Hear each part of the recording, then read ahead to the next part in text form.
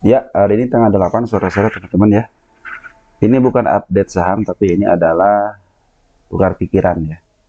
Ada teman kita yang menanyakan kalau Pani bagaimana. Baik, saya udah tadi baca profilnya sebentar dari perusahaan pengemasan kaleng, pembikinan kaleng, kaleng gitu ya, pembuatan kaleng black ya. Sampai sekarang dia pindah usahanya ke bidang properti karena ada akuisisi dari pemegang saham Multi Arta Pratama ya. Dia pengambil alihan ya. Jadi sekarang usahanya properti.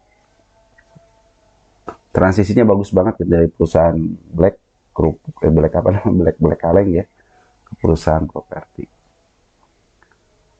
Kita lihat dulu di sini masyarakat 10%, artinya sedikit ya, sedikit perusahaan sedikit.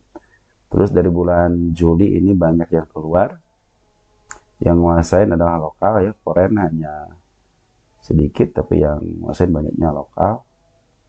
Lokal siapa yang menguasain? Kita lihat perusahaan ya yang menguasain sampai 89%-nya. Terus foreignnya yang menguasain adalah perusahaan sama sekuritas ya. Listingnya 2018, harga IPO-nya 108. Ini adalah pemegang direksi-direksinya ya, manajemennya silahkan periksa. Siapa tahu ada ketokohan gitu kan. Kita lihat insider. Insider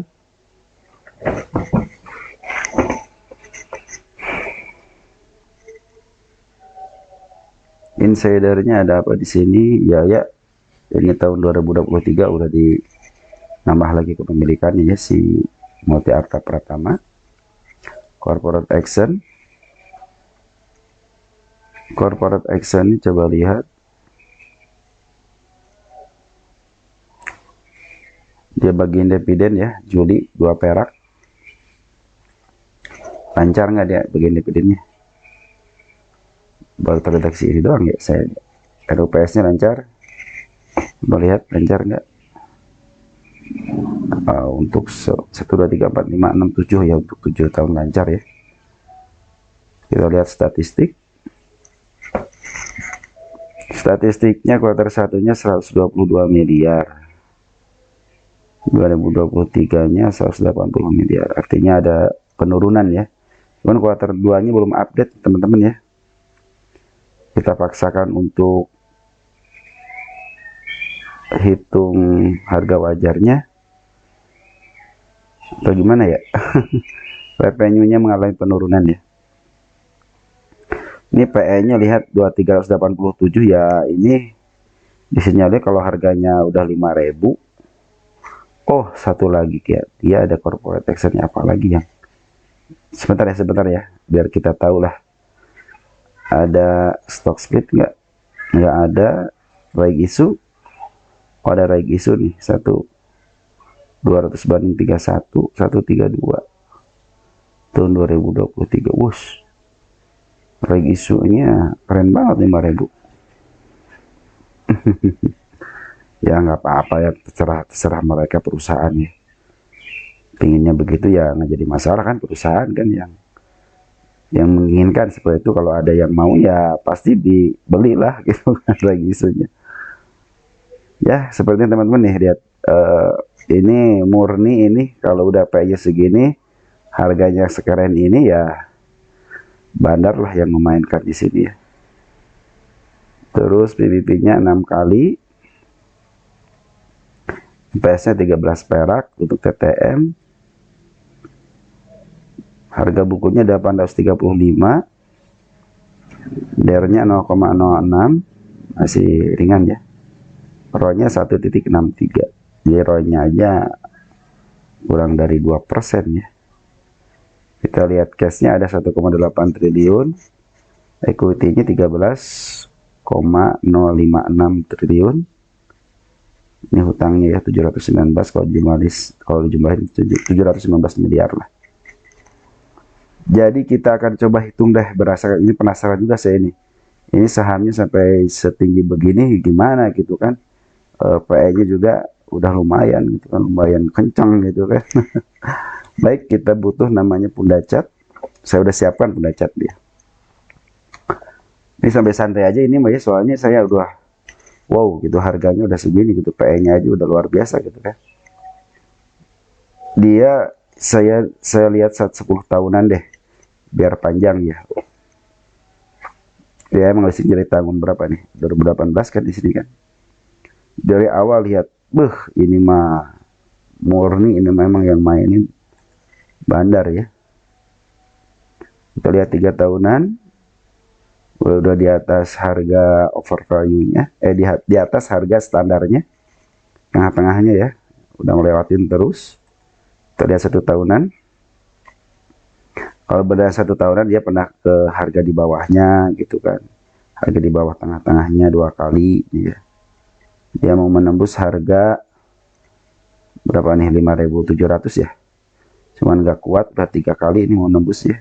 Di sedikit lagi nembus, cuman turun lagi ke bawah, mencoba untuk nembus lagi tidak mau. Nah ini percobaan yang ke berarti 1, 2, 3, ini percobaan ketiga, keempat gagal, ini yang mau percobaan yang kelima.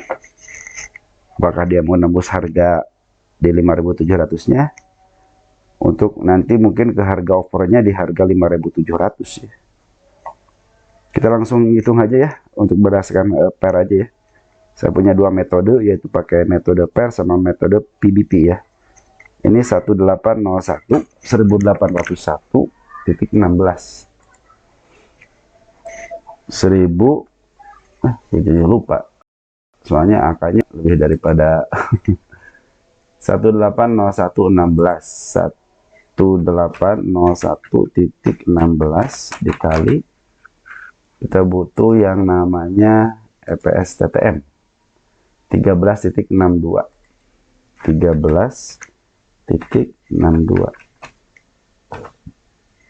kita kasih sama dengan berapa? Wow, 24.000. Harga wajarnya 24.000. Masuk akal enggak? Ya mungkin kalau bagi bandar ya masuk akal aja ya. Cuman kalau bagi saya bener nih ke harga sana gitu kan. Kita kasih metode satu lagi, pakai rumus PBP ya. Min PBP-nya di 70.11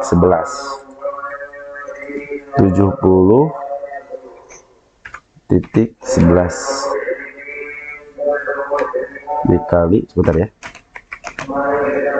kita nyari yang namanya PBP ya, sini 83545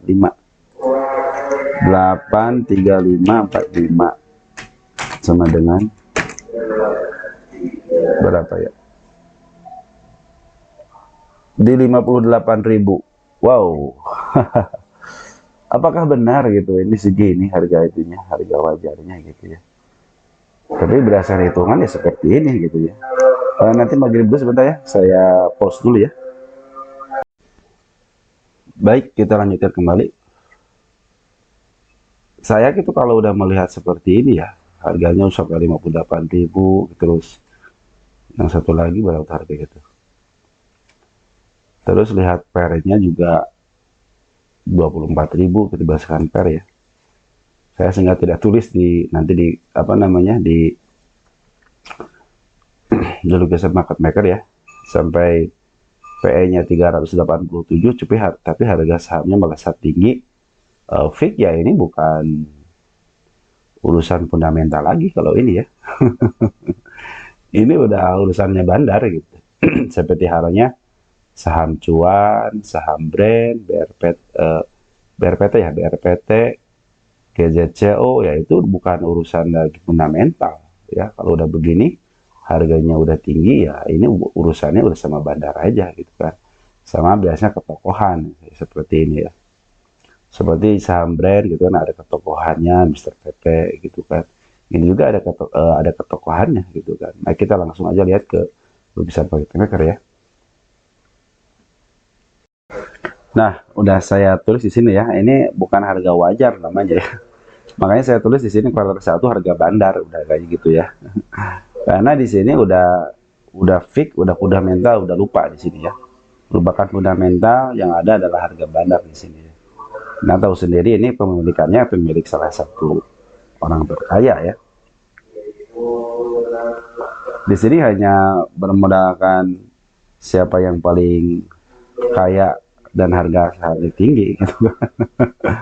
Ya teman-teman, jadi kalau kita mau main di sini, misalnya jual beli di sini di saham PANI ini, ya teman-teman harus mengerti pergerakan dari sebuah bandarnya, makanya kalian di sini akan cuan. Cuman kalau kita ngandelin fundamental, maaf saja, ini lupakan aja fundamental untuk di saham PANI ya, karena secara PE aja ini udah tidak masuk akal ya, sudah tidak masuk ke akal pikiran saya gitu kan. Karena kan PE itu kan sangat berpengaruh, sedangkan lihat EPS-nya aja kan cuma 31 perak, bagiin dividennya hanya cuma apa namanya 2 perak, sama seperti brand gitu kan. Brand harga yang segitu tingginya bagiin dividen cuma 2 perak gitu kan. Masuk akal nggak? Ya enggak lah, nggak bakal masuk akal. Jadi ini fix, ini memang yang mainin bandar ya. Nah, kalau potensinya gimana ya ikutin bandar aja. Cuma ini bandar lokal nih, kemarin kan habis jualan di sini ya. Walaupun dia jualan tinggi, tetap aja harganya nggak terlalu apa namanya, nggak turun lebih daripada 14% ya. Dia jualan juga di sini nggak turun lebih dari berapa persen, 16%, nggak jauh-jauh gitu loh. Ini juga ini ada sih kayak skandal merah di sini. Cuma kalau udah harga bandar ya kita tidak akan berlaku di sini ya. Dia mencoba 1 kali, 2 kali, 3 kali, 4 kali, 5 kali tidak mau tembus. Ini mau percobaan ke 6 kalinya. Mau ke atas apa tembus, kalau bandarnya mau bisa aja tembus sini sampai ke harga bandar dia sini gitu kan.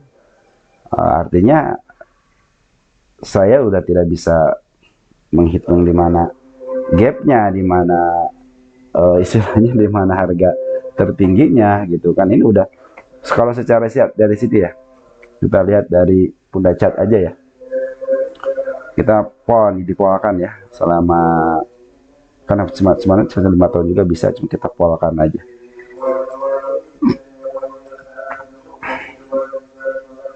No, lihat ya. Ini aja belum bisa menembus harga over ya, kalau saya bilang di 6.000 ya. Cuman ini kalau ini bukan yang mainin, bukan fundamental gitu ya. Kalau kita lihat dari 5 tahunan contohnya gitu ya. Wah, harganya udah dimaaf habis-habisan ini ya. Terus nanjak, mahal, bisa sampai ke bisa nyaingin brand juga bisa gitu. Gimana mereka maunya aja ini mah gitu kan. Saya sudah tidak bisa berkira apa-apa soal ini ya. Cuma kalau kita lihat dari foreign, lihat foreign ngambil gitu, sekarang ngebuang nih. Nah, sekarang ngambil lagi. Tuh sama kan, bandar lokal juga ngebuang, ngambil lagi, ngebuang dikit, ngambil lagi. Ini seiring sejalan gitu ya. Cuman si bandar lokal udah mulai ngurangin porsinya ya. Dilihat di sini ya. Bandar lokal udah ngurangin porsinya, terus si foreign juga udah ngurangin porsinya. Nah, hari ini per tanggal 29 Juli udah ngurangin porsinya nih si foreign. Cuman dia udah mulai ke atas lagi dikit nih ya. Ya, udah mulai ke atas lagi dikit gitu kan. Ini yang murni bener yang mainin si bandar, walaupun dia ngebuang panjang gitu, tetap turunnya sedikit gitu kan. Cuman ingat, yang tidak bisa dipungkiri adalah dari garis MA nih. Jadi garis MA kan dia semakin mendekat, karena di sini tidak ada perubahan ya, tidak ada kenaikan yang lebih tinggi daripada candle yang ini ya. Andai kan dia mau melebarkan di istilahnya di MA 200-nya nih, yang ini nih, yang garis ini nih, yang kemudian ini bisa menjauh lagi dari MA 200-nya. Mungkin bisa panjang lagi gitu usia untuk memperpanjang kenaikannya gitu kan. Ya seperti itu teman-teman. Ya kalau kita lihat dari lihat tuh. Ini sepertinya tidak ada kejatuhan. Yang ada kenaikan terus ya. Jadi murni ini emang fundamental di sini lupakan. Ini yang mainin hanya bandar aja. Ya teman-teman, kalau kalian istilahnya masuk ya, kalau retail seperti saya ya, saya mungkin tidak akan masuk ke sini. Kenapa?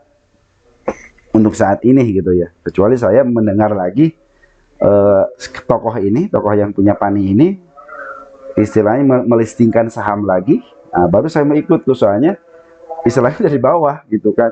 Ada informasi aja ya pemilik emiten ini ya, tokoh ini istilahnya mengeluarkan lagi saham aja gitu ya, atau listing lagi saham aja perusahaan apa gitu, jangan dilihat usahanya apa gitu kan.